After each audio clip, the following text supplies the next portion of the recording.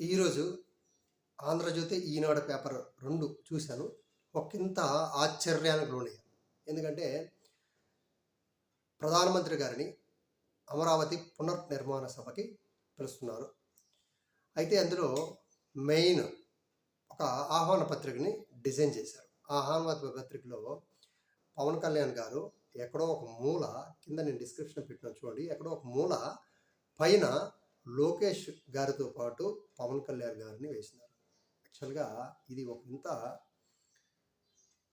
జనసేన వాళ్ళకి ఒక ఇంత అవమానకరమైన విషయం. ఎందుకంటే మనం ఏమి అనుకున్నా ఏమనుకోకున్నా ఈ కూటమి ఏర్పడటానికి ప్రధానమైన కారణం పవన్ కళ్యాణ్ గారు ఒకటి.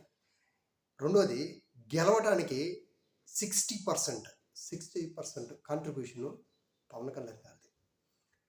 అయితే ఇలాంటి పవన్ కళ్యాణ్ గారిని లోకేష్కి, పవన్ కళ్యాణ్ నీ స్థాయి లోకేష్ స్థాయి అన్నట్లు పవన్ కళ్యాణ్ గారిని పైన ఎక్కడో ఒక మూల వేసి పెట్టారు.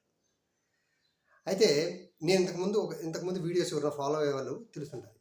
చంద్రబాబు నాయుడు గారు అనేది ఒక మహావృక్షం. ఆ వృక్షాన్ని కింద ఎదగటం అనేది మామూలు విషయం కాదు, ఎదగలేరు కూడా.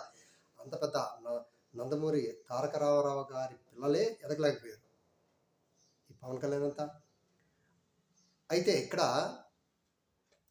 పవన్ కళ్యాణ్ గారు ఆల్రెడీ ఆయన డిక్లేర్ చేసేసారు, మనమైతే ఇప్పుడు ఏం చేయలేదు. ఎందుకంటే 15 సంవత్సరాలు నేను టీడీపీకి ఎటువంటి బాహుబలిలో ఎలాగ కట్టుబానిసో, నేను 15 సంవత్సరాలు నేను కట్టుబానిస. అంటే బాహుబలిలో నాజరు ఎన్ని అన్నా సరే కట్టప్పని పాడు కట్టుబానిసగా ఉంటాడు. అదేవిధంగా నేను కట్టుబానిస అని డిసైడ్ అయిపోయాడు. ఇంకొక విషయం, ఇక్కడ అదే సింహాచలంలో గోడ కూలిపోయింది అప్పన్న దగ్గర. అయితే 8 మంది చనిపోయారు. వాళ్ళకి చిన్న సానుభూతి నేను పేపర్లో చూశాను. ఒక చిన్న స్టేట్మెంట్ పేపర్లో సానుభూతి ప్రకటించేసి కామ్ అయిపోయారు ఆయన. మళ్ళీ దాని గురించి కూడా ఎక్కువ మాట్లాడను. అదే కనుక జగన్మోహన్ రెడ్డి గారి గవర్నమెంట్లో కనుక జరుగునుంటే ఇంకా మళ్ళీ స్టార్ట్ చేసింటారు సనాతన ధర్మం అనేసి ఆయన.